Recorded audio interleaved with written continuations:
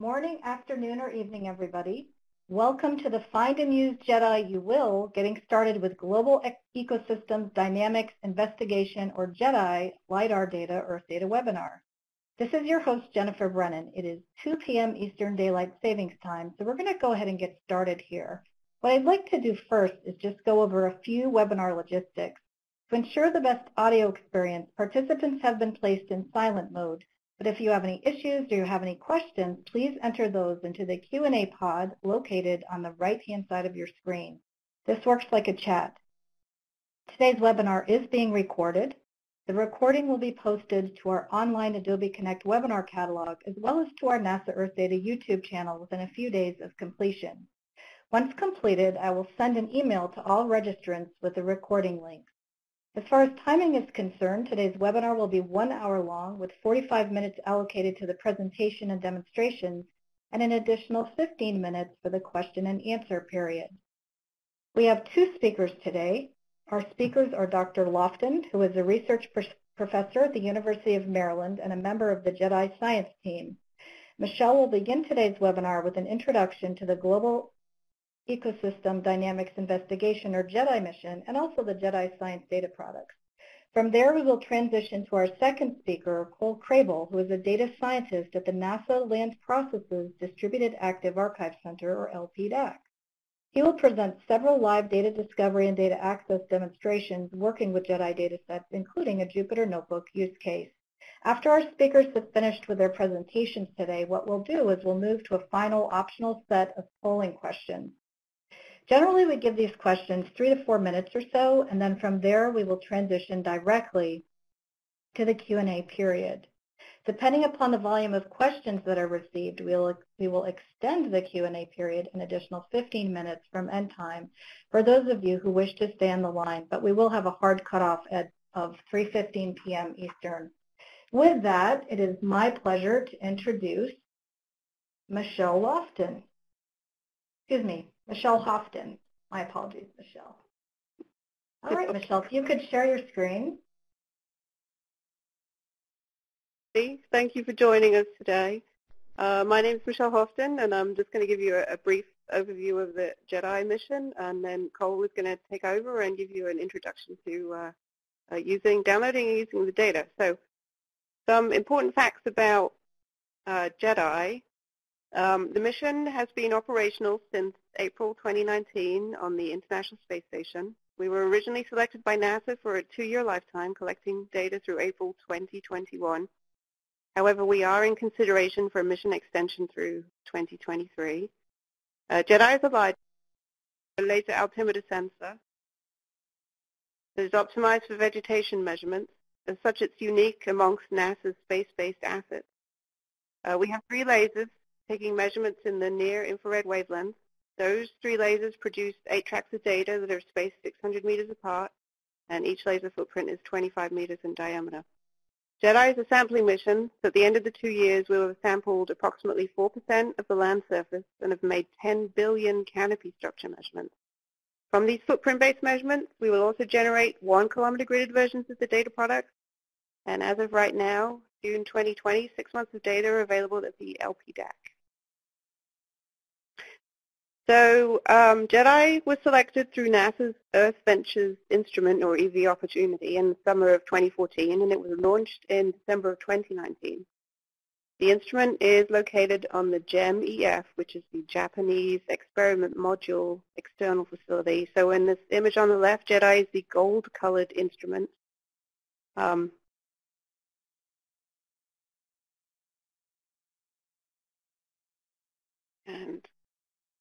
And here's this is the picture of it's a photo of the instrument actually in action on the space station. So the goal of GEDI is to advance our ability to characterize the effects of changing climate and land use on ecosystem and structure. How does it do that? Well, GEDI is a laser altimeter. It directly measures surface topography and 3D structure within each footprint by digitally recording and georeferencing the shape of the reflected laser waveform within each footprint. 3D structure measurements enable assessment of forest biomass and its change as a result of human activities or climate variations, which is important information for carbon cycle studies. 3D structure is a key component of habitat quality and biodiversity at local to regional scales. But 3D structure and surface topography measurements from GEDI have a variety of applications. So as I mentioned, GEDI canopy height and structure will be used for forest management and studies of the carbon cycle. Data on surface topography and roughness are used in biodiversity studies, monitoring water resources, and in climate and weather models. And so GEDI structure data can be used for those studies. GEDI elevation data can be used for applications that monitor surface topography and topographic change, such as snowpack elevation and glacier studies, as well as to calibrate other satellite observations of, for example, surface deformation due to earthquakes. So GEDI has 3 lasers on board that are used to generate 8 data tracks on the surface. The tracks are separated by 600 meters across track. Footprints are 25 meters in diameter, separated by about 60 meters along track. We're able to generate 8 data tracks from 3 lasers by dithering the shots from each laser. So 2 of the lasers produce 4 of the tracks. So these 2 lasers each jump back and forth between 2 tracks on the ground. And the 3rd laser produces 4 tracks. So the laser energy is split into 2, and then each of these pulses are then dithered between 2 tracks. So that's how we get to a total of 8. The full power lasers are designed to be able to penetrate densest canopies up to 98% cover, whereas the coverage laser is not able to penetrate as denser forests, roughly up to 95% cover. Sometimes they do better if the sky is very clear. So each laser fires to the surface where it's reflected back to the sensor. The laser pulse shape becomes distributed in time after interacting with all the various reflecting surfaces in the footprint. So this return waveform is GEDI's fundamental measurement. So on the right here is an example return waveform. The x-axis is the intensity of the return, and the y-axis is elevation. And we've also superimposed a cumulative energy curve on there too. So this waveform contains multiple modes, each representing a distinct layer within the footprint like leaves and branches before it finally reflects from the ground. The return waveform is recorded and it's interpreted in post-processing to produce the various canopy and ground data products that are in the level 2 file. We interpret the center of the lowest mode as the mean ground elevation in the footprint, and then the highest detected return is the canopy top. The difference between those 2 points is canopy height, which is also referred to as RH100, or the relative height of the 100% of the cumulative energy. We produce other canopy structure metrics also, such as relative heights from 1 to 99%, and we're showing on this graphic the 25, 50, and 75 points.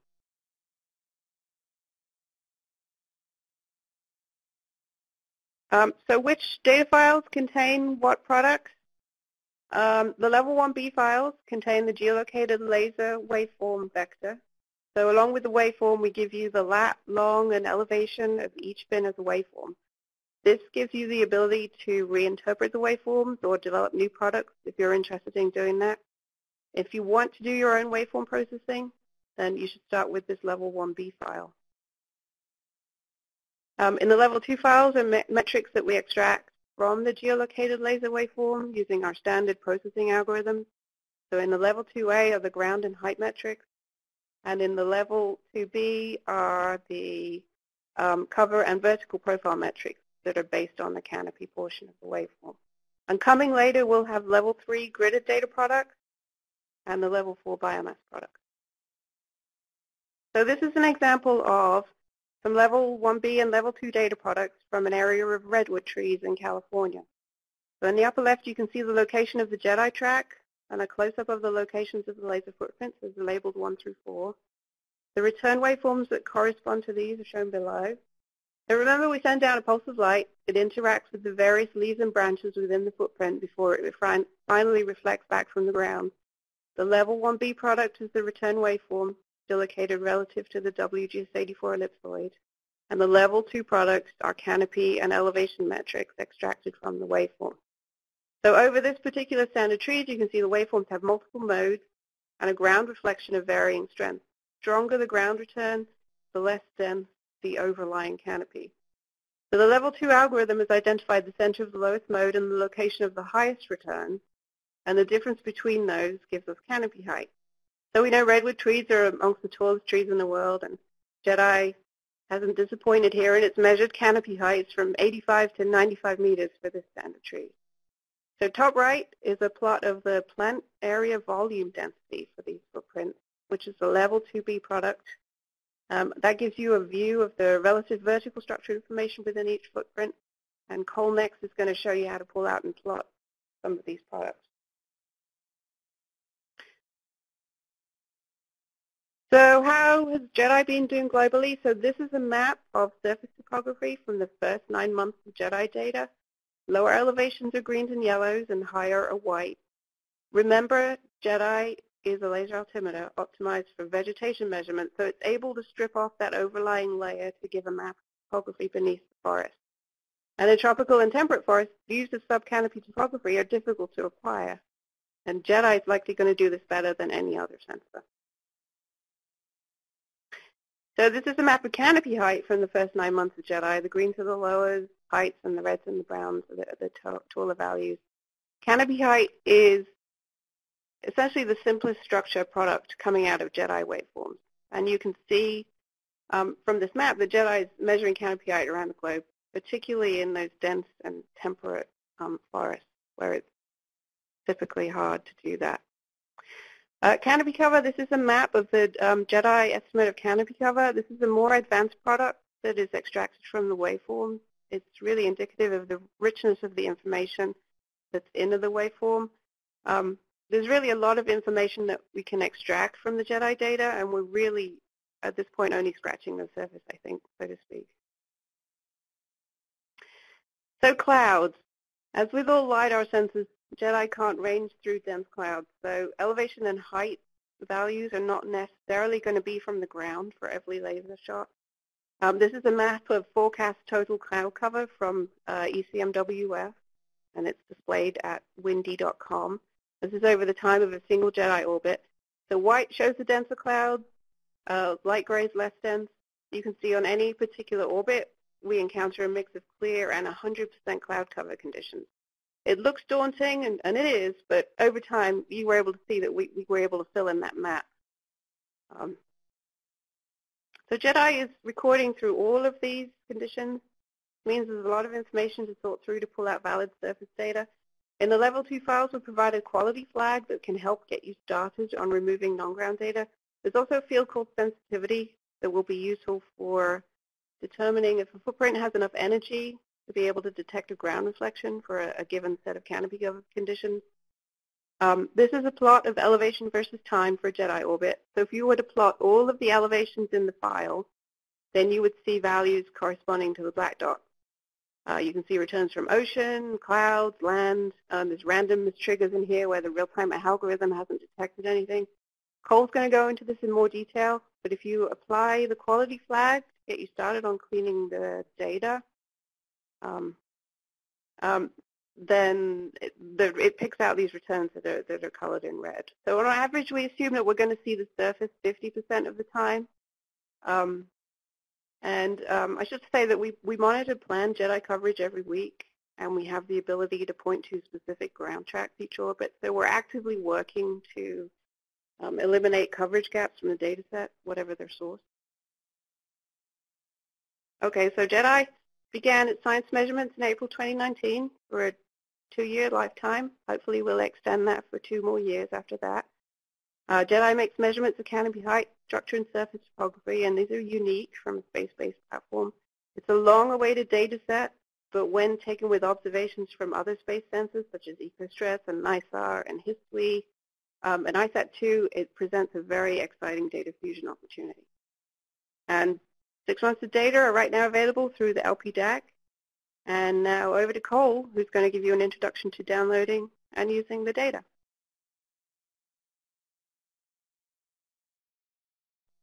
Hopefully you can all see my screen. My name is Cole Crable, and I'm a remote sensing scientist working as a contractor to NASA's Land Processes Distributed Active Archive Center, or LPDAC. For the remainder of the webinar, we're going to switch gears and show you all where you can find resources to get you started working with GEDI Level 1B and Level 2 data.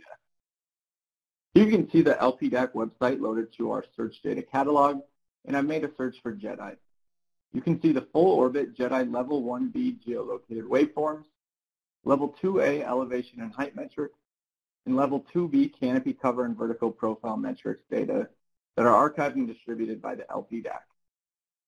I'm going to click into the GEDI L2A product here. This will take you to the DOI product landing page, kind of known as the home page for the GEDI L2A product. First, you'll see these buttons at the top, which give you access to important information such as the product documentation and how to cite the data. By now, you are probably drawn to this big yellow banner here, advertising our newly released GEDI Spatial Querying and Subsetting Quick Guide. The GEDI Quick Guide provides instructions on how to find granules for a region of interest, also known as spatial querying, and also then how to perform spatial and layer subsetting of GEDI full orbit. Next, I'm going to walk through the GEDI Quick Guide. One of the main reasons that we put together this quick guide was because accessing GEDI version 1 products is a little different than you may be used to accessing data for products such as MODIS. Part of the reason why is because each GEDI version 1 granule encompasses an entire ISS orbit, which results in complex data files that have a nearly global footprint that makes it challenging to spatially query. This quick guide that we are going to work through today provides instructions for how to find GEDI granules for a region of interest, subset spatially and by layer for those desired locations, and ultimately how to begin interacting with GEDI data in QGIS and Python. Okay, so the first step here is to find the GEDI granules that contain data for a given region of interest. To do this, the LPDAAC has developed the GEDI Finder web service, which allows users to spatially query GEDI Level 1B and Level 2 products by submitting either a bounding box or specific points of interest, and the web service will return a list of links to download each of those intersecting orbits. The reason why this service was created is because GEDI version 1 products cannot be spatially queried in NASA's Earth Data Search. I'm going to go ahead and click on the GEDI Finder link here, and this will take me to the web service. Here you will see some basic information on the parameters involved and how to construct a successful spatial query using the service. You can either use the web service directly in your web browser like I'm demoing here today, or you could connect via the command line or in a programming language such as R or Python. I'm going to click on the example here. You'll need to be a little bit patient as we're trying to find the intersection of thousands of GEDI granules for your bounding box region of interest. Here you can see formatted as upper left latitude, upper left longitude, lower right latitude, lower right longitude. And then you go ahead and specify the product that you're interested in. And you'll see by default, the output is returned in JSON format, where each of these contain links to where that file actually exists on the LPDAAC data pool, meaning that you can download it directly from that link.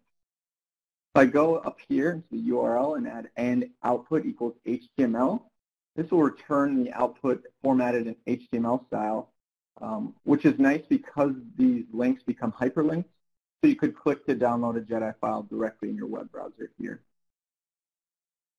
Another thing I wanted to mention while this is loading is that in order to change the product that you're interested in querying, you would just change this to GEDI L2B, for example. Okay, so here you can see the HTML formatted output. So now I'm going to switch over here to this GEDI services comparison PowerPoint.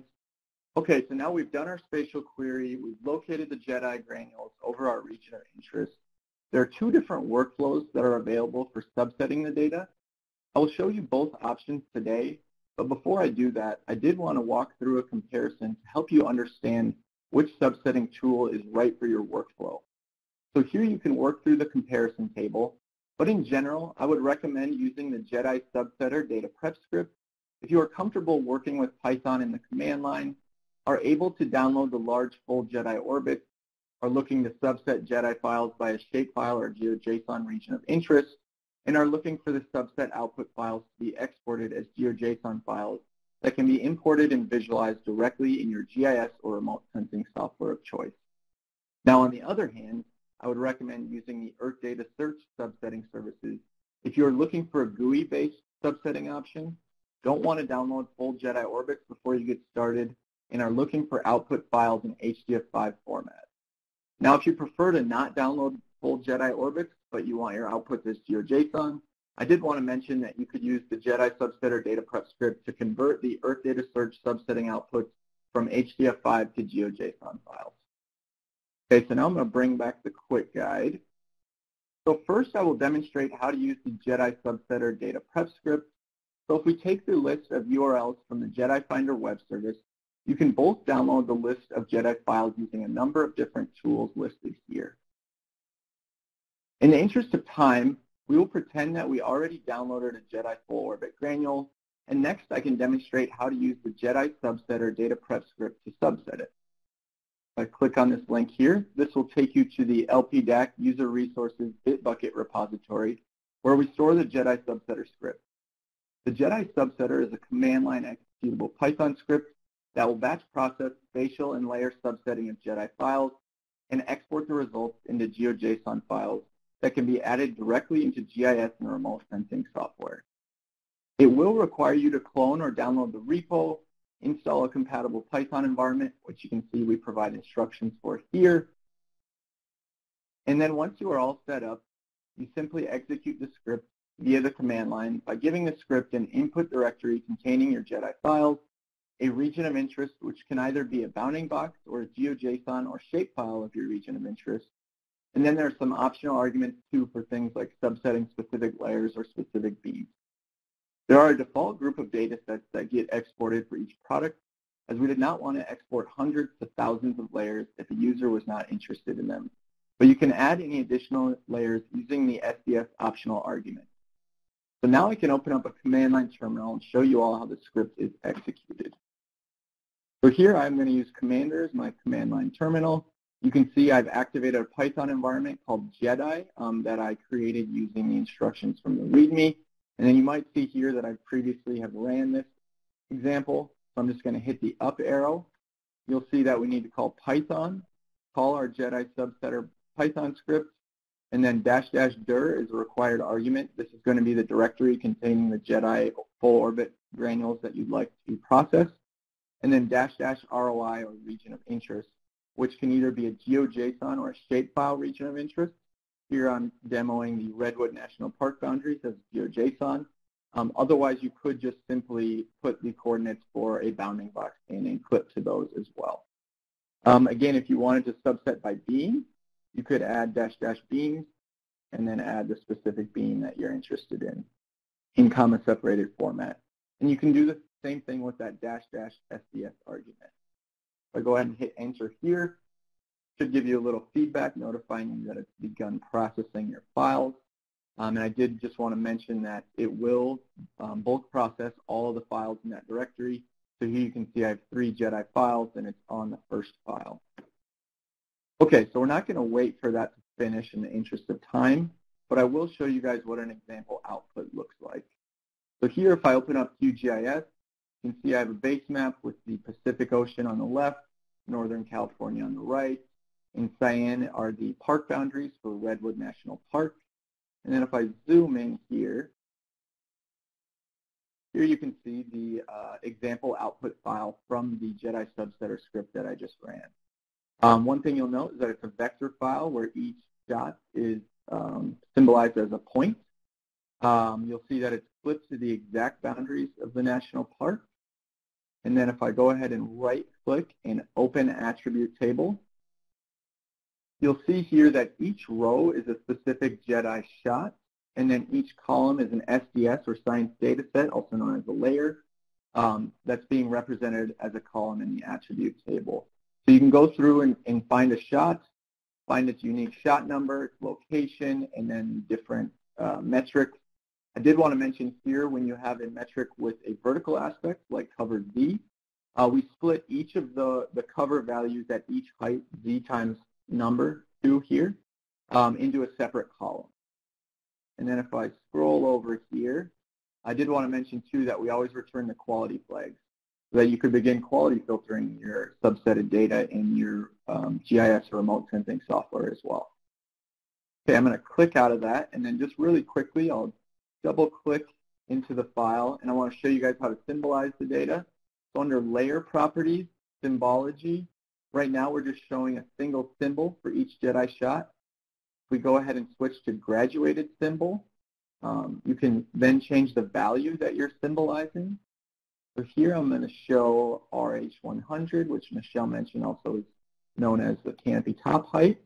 And then under symbol, when I symbolize things, I always like to remove the stroke. And then also, depending on your scale, you can make the markers smaller or larger. And then here under color ramp, I like using this magma color ramp for my GEDI canopy top height. Switch this up to 9 classes and hit OK. And there you can see just in a couple of minutes we've gone from the GEDI source data to subsetting and eventually visualizing those level 2 metrics. Here you see in darker shades like black and purple, it's showing a low canopy top height, not surprisingly over the ocean and the beach.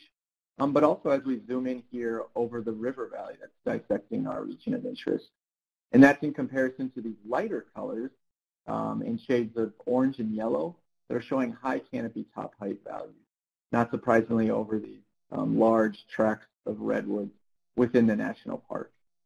You can go ahead and click into a specific shot, and here then you can see the information included in all of the output data sets for that specific shot. All right, so now I'm going to switch gears and we're going to go back to the GEDI quick guide. So that's the first workflow for getting started with GEDI data. If you prefer a GUI-based approach, next I wanted to show you guys NASA Earth Data Search. I'm going to go ahead and click into that here. So NASA's Earth Data Search is the basic search portal for all of NASA EOS data collections, not just GEDI or the LPDAAC, but all of them. But I'm very specifically going to show you guys here today how to access the GEDI subsetting services in Earth Data Search. So if I type GEDI in here on the left search bar, it should load all of my GEDI-related collections right here. Okay, here we see the different GEDI products. I'm going to click into the GEDI Level 1B product. And now it's going to load all the granules for the GEDI Level 1B product. You can see there's over 4,000 granules available. But the problem is that generally speaking, if you're working with a product such as MODIS, let's say if your region of interest was the country of Somalia, you would then draw a bounding box or upload a shapefile of that region of interest, and you'd be able to filter those files down. With the version 1 GEDI data, we're unable to do that in Earth Data Search, so that's why we've already ran through the GEDI Finder web service. And now if I go back to the quick guide, you can see the quick guide gives you instructions for how to create a comma-separated list of those granule IDs so that you can then type into this granule search here and do the spatial querying yourself. Okay, so now you can see I've got the 3 granules that I'd like to download that intersect my region of interest. Go ahead and click Download All, and then More Options. Now be patient here. Again, these are very large files with thousands of data sets, so it does take a couple of seconds for this to load, much like it did with the GEDI subsetter, GEDI Finder. Okay, so we hit Customize, and then we want to scroll down and click to enable spatial subsetting. And again, one major difference here is that you can only do a bounding box subset. So I'm going to go stick with the kind of central U.S. example.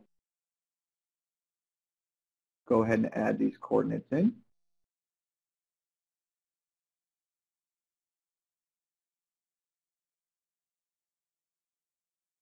Okay, so now we have our spatial subset. And we can scroll down and also do band subsetting. So here you can see the way that the GEDI files are structured are in this hierarchical data format where each data set lives under the grouping of its beam that it was captured by.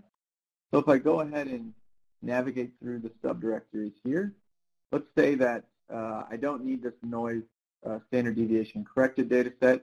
I can deselect that. And so then you can go through and select and deselect the various layers that you're interested in, hit Done, and then hit Download Data. So this is going to submit a request or an order to the GEDI subsetting services. And once your request has been completed, you will receive an email with links to download the HDF5 output subsetted GEDI data that you've requested. Okay, from there, I'm going to switch gears again. We're going to head back to the GEDI L2A product page. Okay, so now we've shown how to find GEDI data, we've showed how to download GEDI data, and how to subset GEDI data.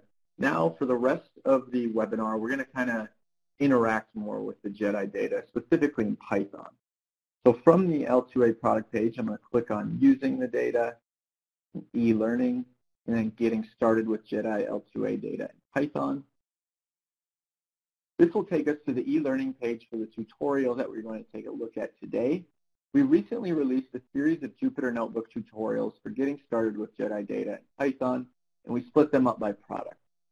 So here you can see if you'd like to just casually browse through the materials covered, you can scroll through the page here. Now if you'd like a copy of the HTML output for the tutorial, be sure to click on Tutorial here. And then if you'd like to actually pull down the Jupyter Notebook and execute it yourself, be sure to click on Jupyter Notebook here. I'm going to move back one repository here. And now you can see this is the repository containing all three of the GEDI tutorials split up by product. Each tutorial will go through the basics of how to open a GEDI file in Python, read things like file metadata, import specific data sets, do some subsetting, quality filtering, and my personal favorite, visualizing. Each tutorial will also show you how to export your results to GeoJSON so you can do some further analysis in your favorite GIS or remote sensing software. Check out the README to learn how to get started and how to set up a compatible Python environment.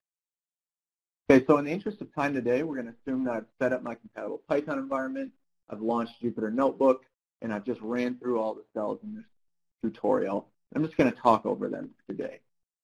So this tutorial demonstrates how to work with the L2A elevation and height metrics products. Again, if you prefer to learn more about the Level 1B geolocated waveforms or the Level 2B vertical profile and height metrics, check out those tutorials in the repo. The tutorial uses Redwood National Park as a use case example to examine how you could use GEDI data to observe tree canopy height and profile over Redwood National Park in California. In the tutorial, you will use Python to open a GEDI L2A file, visualize a GEDI full orbit, subset to a region of interest, visualize canopy top height, and export subsets as GeoJSON files. All right, so let's go ahead and get started. So first things first, you'll need to import the required packages.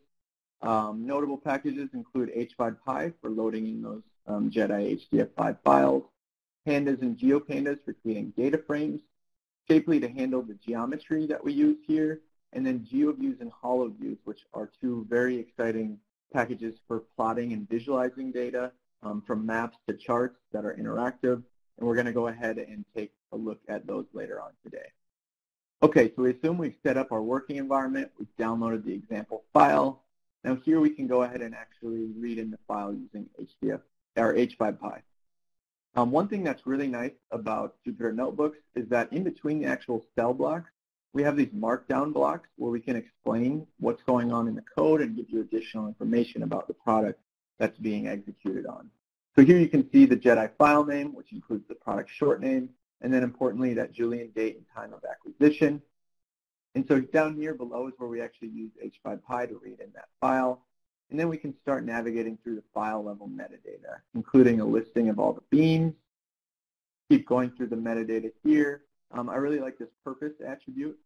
So Michelle really already touched on this, but with the L2A data set, basically are taking the full waveforms and then interpreting them through a series of algorithms to extract higher level products from each waveform, including things like ground elevation, canopy top height, and the relative return energy metrics, or the RH, or relative height metrics, that we'll take a look at today.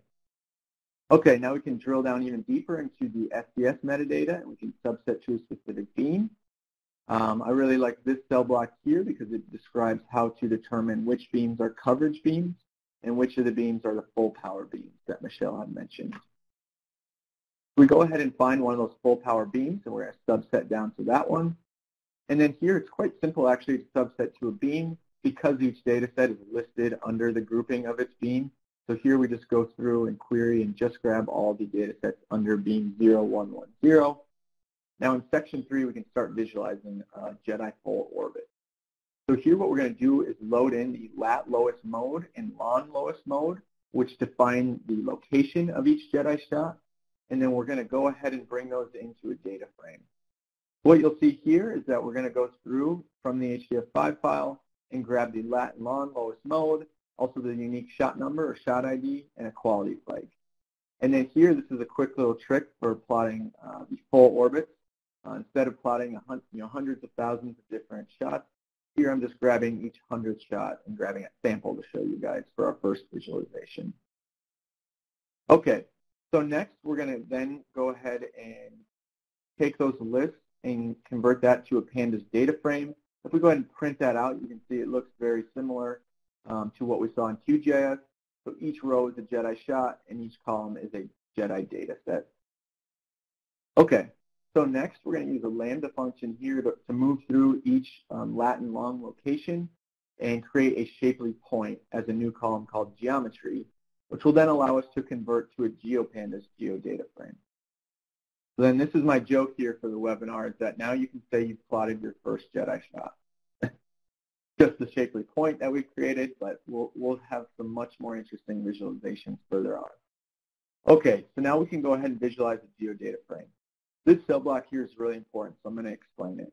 So here we're defining a function called point visual, which is going to take GeoViews and say, give me a base map, and then also call GeoViews point function, and then call that geodata frame.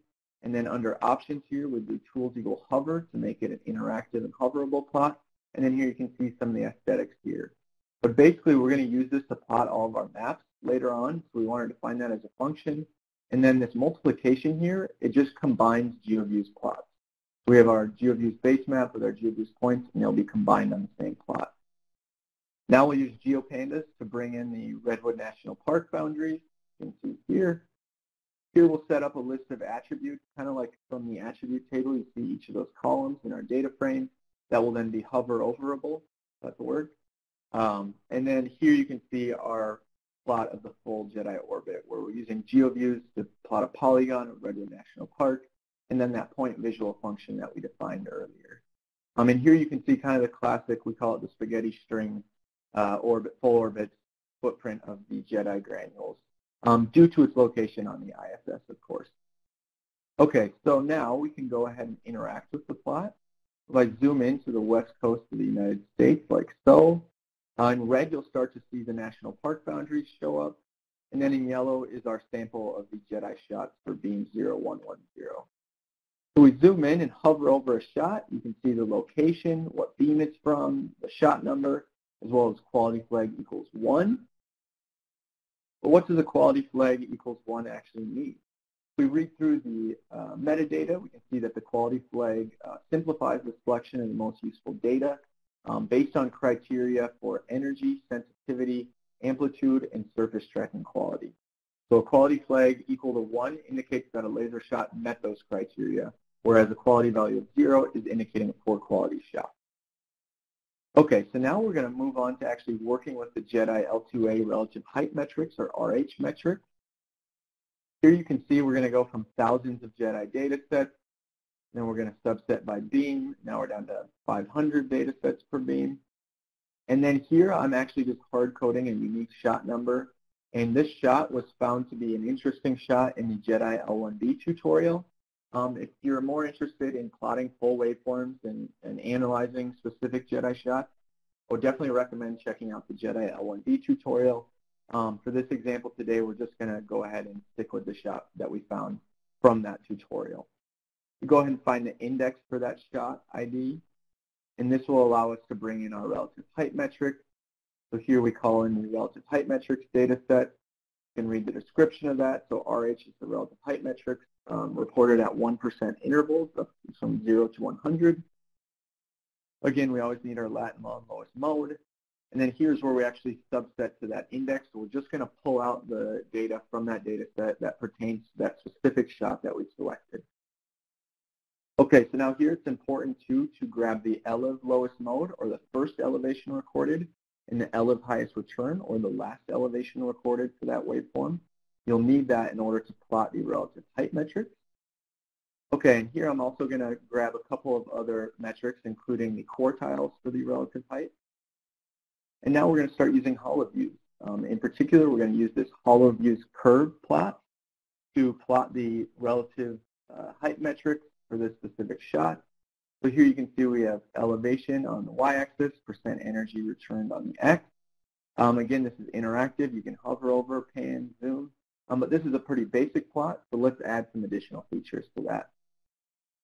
Okay, so down here you can see we're setting up a series of curve plots that are defining things like the ground return, those quartiles, and then we can bring it all together and add a legend.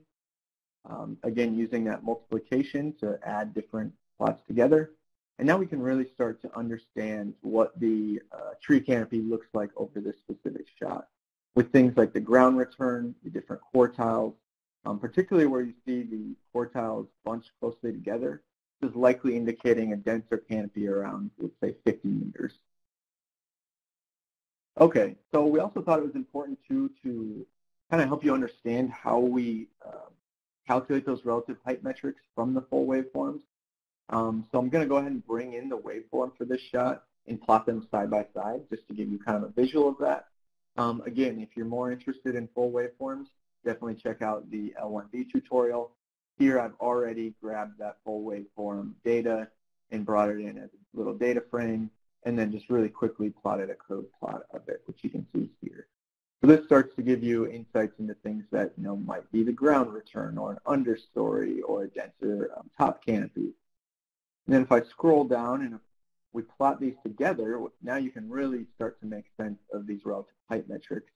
So here's where the algorithm has detected the ground return, not surprisingly, at this spike in energy here. And then again, where you see the quartiles grouped closely together, we're seeing what appears to be a denser canopy around 50 meters, for example. Okay, in the interest of time, I'm not going to go through section 4.4. Just know that there's actually 6 different algorithms that GEDI runs each waveform through, and they provide each as a separate data set. You might want to take a look at the non-default algorithm. We're just going to look at algorithm group setting 1 today. Okay, so now we've plotted the full GEDI orbit. We've plotted one single GEDI shot for the L2A metrics. Now let's go ahead and plot the full transect. So here, nothing has changed. We're just going to introduce more data sets, including a couple of quality-related data sets. We're going to read them in. We're also going to define canopy height, which is the RH100 here, and then again create our pandas data frame. And now this should really start to look like that attribute table that we saw from the QGIS output. Okay, so now we can go ahead and plot the canopy visualization. So here we're going to do a hollow view scatter plot to plot canopy height versus shot index. Now be careful with this one. If you're doing it on your own, it may take a few minutes to load as it's plotting hundreds of thousands of shots. While it's impressive to make this plot, it's not very practical for many researcher applications. So next we're going to go ahead and do some quality filtering before we start plotting those large transects again. Okay, so we learned earlier that quality flags that equal to 1 is good, 0 is bad. So here we're going to use the pandas data frame and say where the data frame has a quality flag equal to 0, we're going to set that value to NaN across the board for that row, which you can see is done here. And then I'm not going to go through this, but the GEDI Level 2 user guide will tell you about additional quality filters that you can add, including the degrade flag and the sensitivity threshold. And then once you've done your quality filtering, you'll use this .drop NA to remove those poor quality shots from your data frame. And now you can see we've gone from hundreds of thousands of data sets to around 80,000 high quality shots.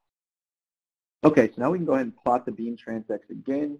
Here I'm going to plot the tandem X elevation, the GEDI retrieved elevation, and the canopy top elevation, which is just the GEDI retrieved elevation plus the canopy top height. Go ahead and add those all in together.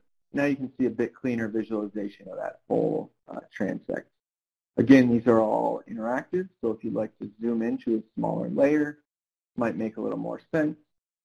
Here we can zoom into the portion covering our region of interest. Now you can start to gain insights into the similarities and differences between the 3 measures of elevation there. Okay, but still that's probably not the most effective way to use GEDI for most research and applications for smaller regions of interest. So now we can go ahead and subset a beam transect.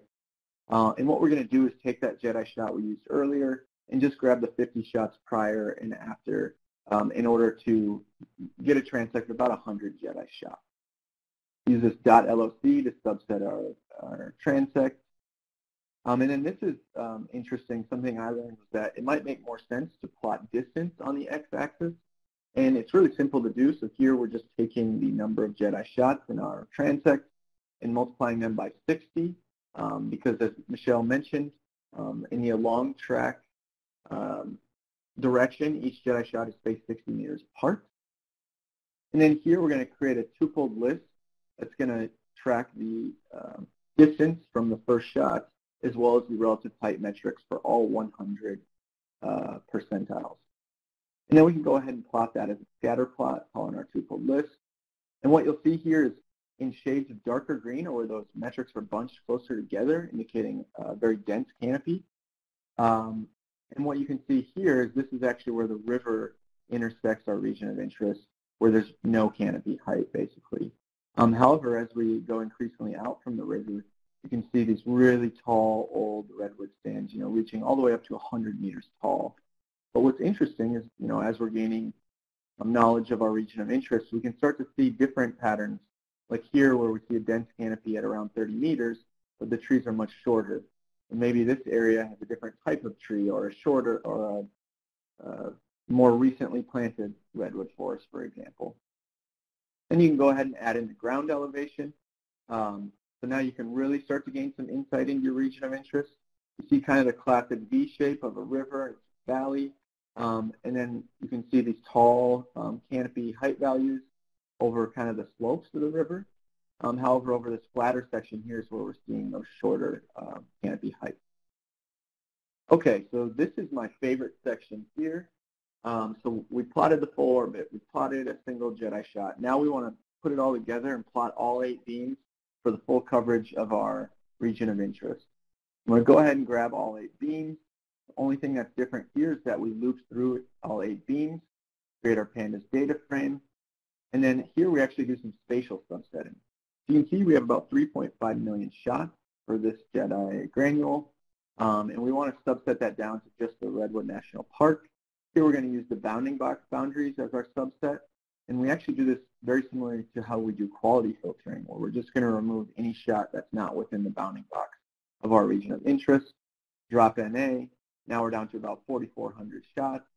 Then we can go ahead and do quality filtering again. Now we're down to a much more manageable 2,000 shots.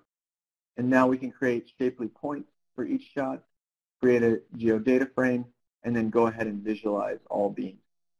What you'll see here is we're calling our point visual function as well as our Redwood National Park boundary. And now if we go ahead and start zooming into this region of interest, you can see that there's 8 separate beams, and it's cut off at the boundaries of the bounding box for our national park. And it's a little speckled here because we've quality filtered those poor quality values out. Now if you hover over a shot, you'll gain all that information that's included in the data frame. And then if I scroll on down here, this is my personal favorite plot here.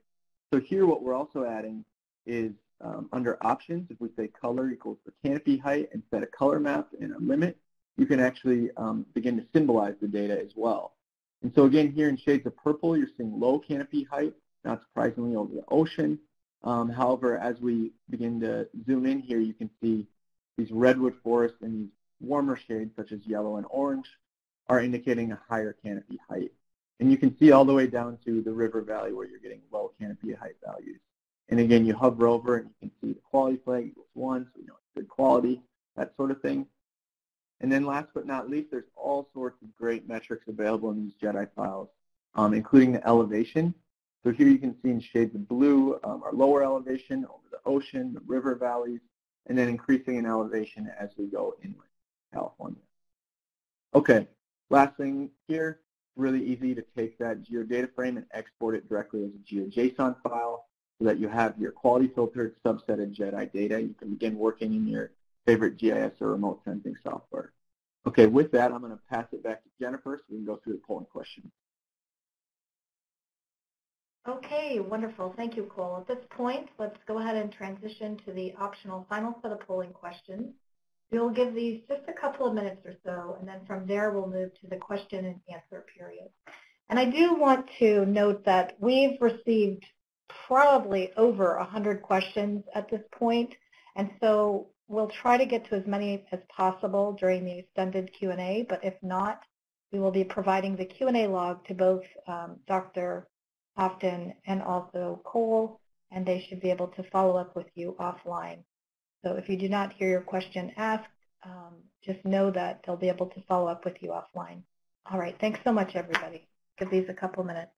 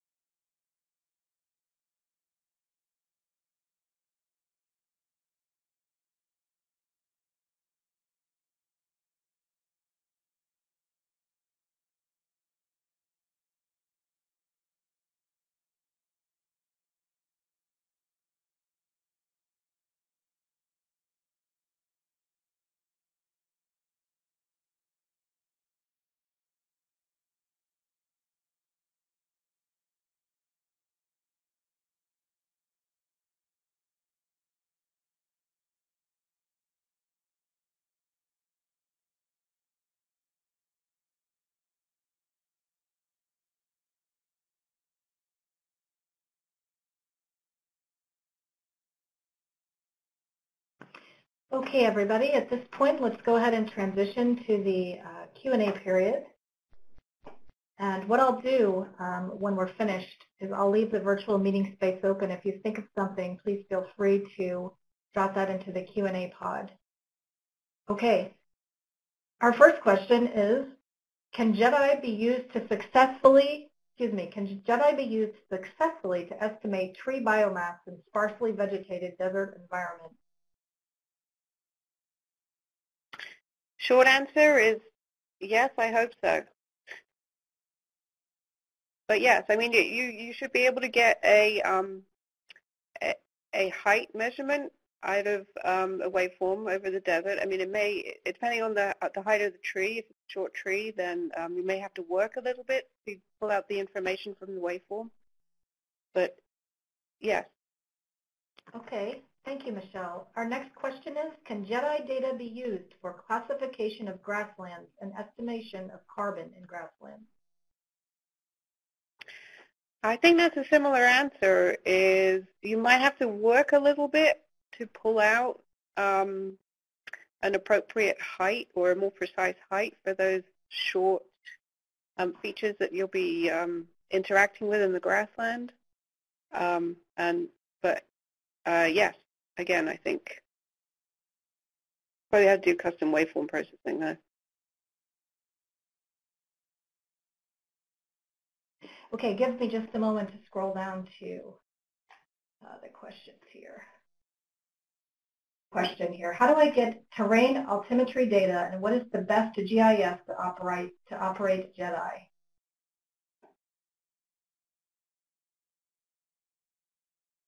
Yeah, I can speak to the second portion of that question particularly. From my experience, I've really only worked with GEDI using both Python and QGIS. However, I know that there are other software that are available for working with GEDI data. Those are just kind of my bread and butter, so I particularly found there to be good resources for working with the GEDI data in both Python and QGIS. I know there's a large user community that are using R as well. They're very active on Twitter. There's definitely materials that you can find out there for working in R as well. Okay, thank you. Okay, so one of the questions earlier was, are there going to be any more intensive GEDI workshops available that might have a lab session and or be interactive? Yeah, I think that's a great idea. And I'd seen that question come through, and that's music to my ears. I think it'd be great to do that. Unfortunately, I can't give you any specific example. We don't have anything on the schedule yet, but I would say keep your ear to the ground, and hopefully we'll have something in the near future set up where, yeah, we can have more time. We can do an interactive portion that we can start helping you work with GEDI data.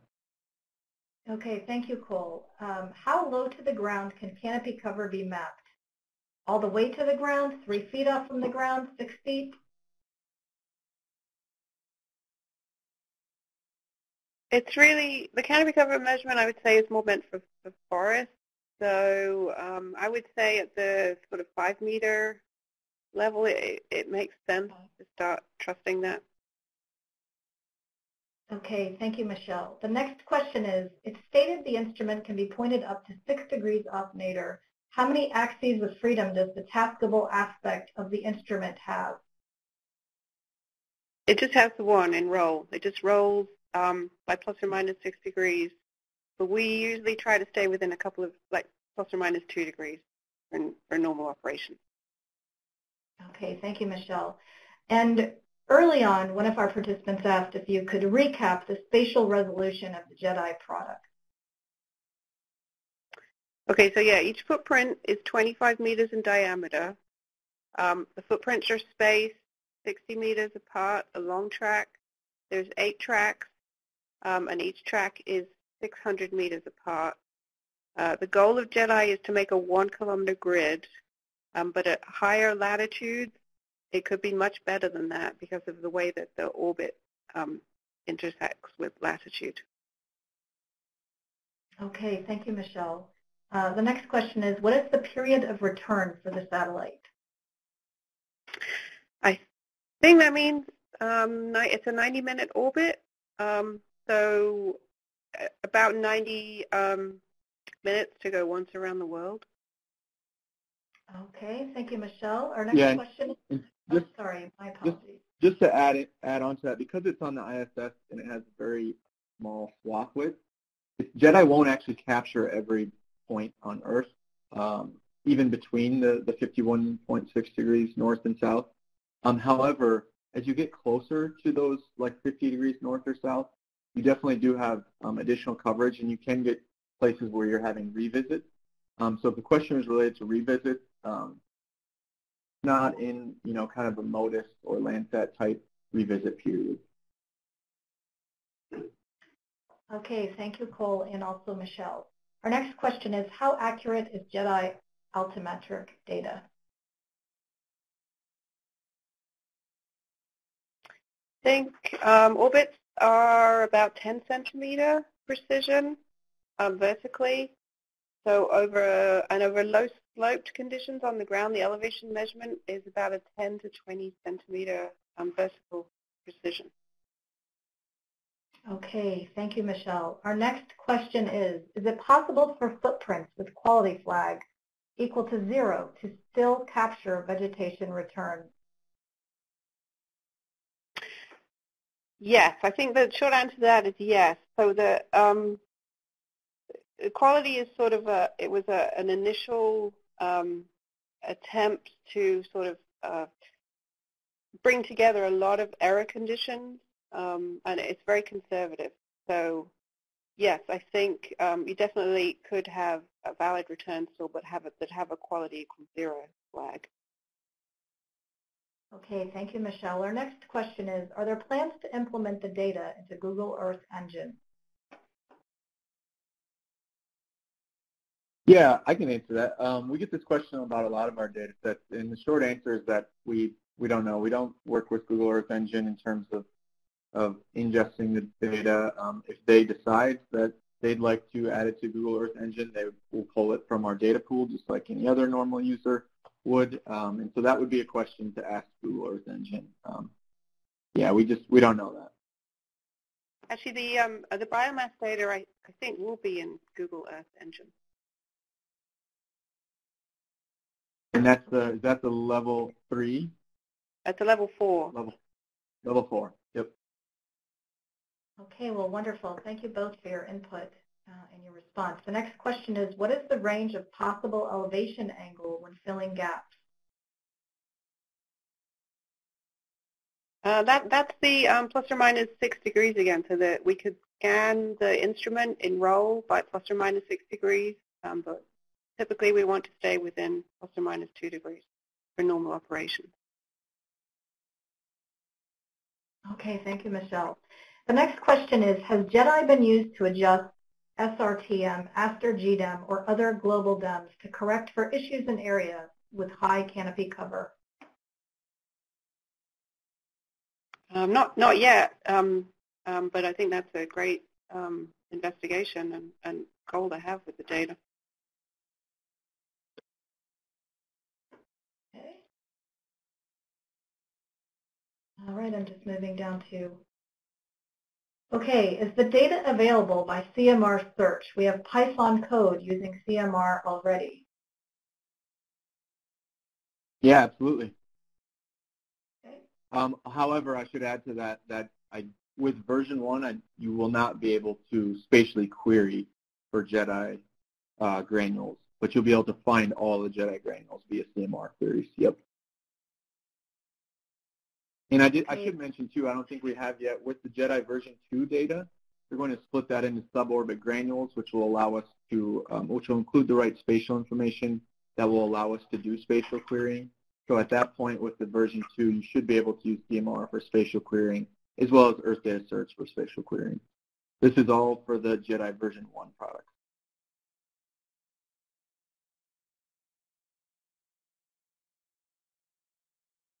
Okay, thank you very much.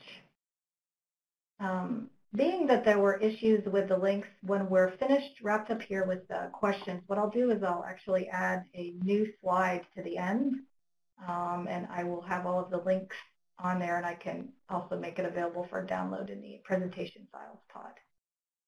Okay, when using Python, do we have to download the entire orbit?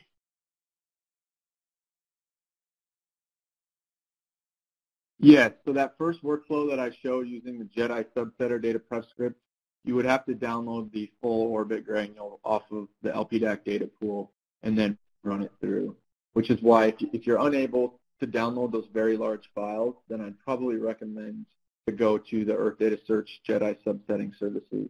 And then again, to add another layer, there's, if you did still want the GeoJSON outputs, you could take your subsetted HDF5 files from Earth Data Search subsetting services, and then you could run it through the GEDI subsetter data prep script if you wanted to export as GeoJSON. Okay, thank you, Cole. The next question is it possible to obtain negative RH in grassland? Yes, I believe that could be true. So imagine it's a single mode return, then I would think everything below RH50 you could expect to be negative. Okay, thank you, Michelle. Can you explain again what is the lowest mode? The lowest mode is if you think about the waveform in elevation space, it's the lowest detectable peak in the return waveform. And we pull out the center of that and assume that that's the ground elevation. So it's the center of the lowest mode gives you the mean ground elevation within the footprint. Okay, wonderful. Thank you, Michelle. The next question is, how does GEDI work to characterize water cycling processes and biodiversity? Do the scope and coverage of this approach allow changes in water features, speed, flux? And I do see that I guess they're referencing the getting started data collection,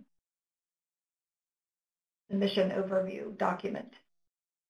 Yeah, I mean, I would say that GEDI you could probably watch, it has the precision to be able to say watch the water levels change over time, as opposed to be able to doing sort of feature tracking or speed studies. Okay, thank you, Michelle. Our next question is there GEDI data for the country of Peru? At the time of making the download query with coordinates of my area of interest shows me data from another place in the world. Yeah, absolutely. There should absolutely be data over Peru. Just off the top of my head, the first thing I would double check are those bounding box coordinates. In particular, as I mentioned, they need to be formatted in upper left latitude, upper left longitude, lower right latitude, lower right longitude. Something I've noticed looking through the queries is that it seems like people will often flip the longitude and latitude coordinates. So I'd circle back and double check that you have it formatted with latitude, longitude, not the other way around. Okay, thank you, Cole. Our next question is, how do we, and we've got just a couple, 3 or 4 more minutes here, how do we distinguish the coverage and the full power LiDAR in the attributes table?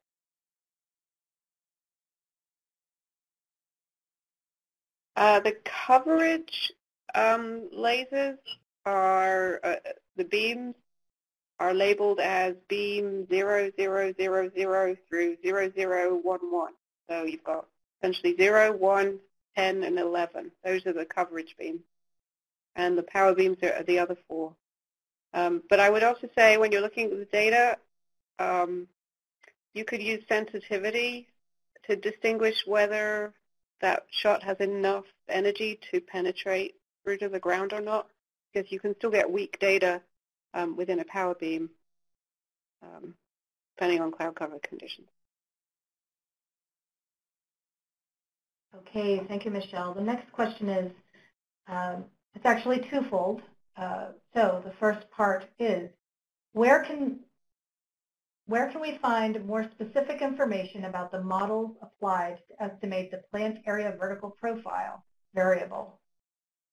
In particular, I'm interested in understanding if the PAV-D Z is actually a cumulative variable or simply a distribution of density values for each Z level. I'm not sure if you want me to just stop there and then ask the second question or what you might prefer. That's probably a longer answer that we're going to need there. And if you want to contact us offline, we can get you in touch with the people who can explain this better. But online you have, at the LPDAAC, you have the ATBDs and some data dictionaries that might help get you started. So yep, Christina, so those are going to be listed. Go ahead. Those are listed under that documentation button that I showed. Okay, thank you, Cole. The next question is, can we use interpolation to have the cover of our ROI?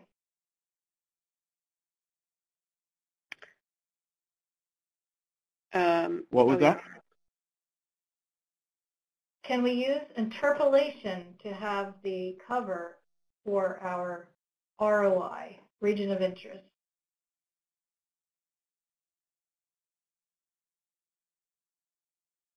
Maybe yeah, that's part of the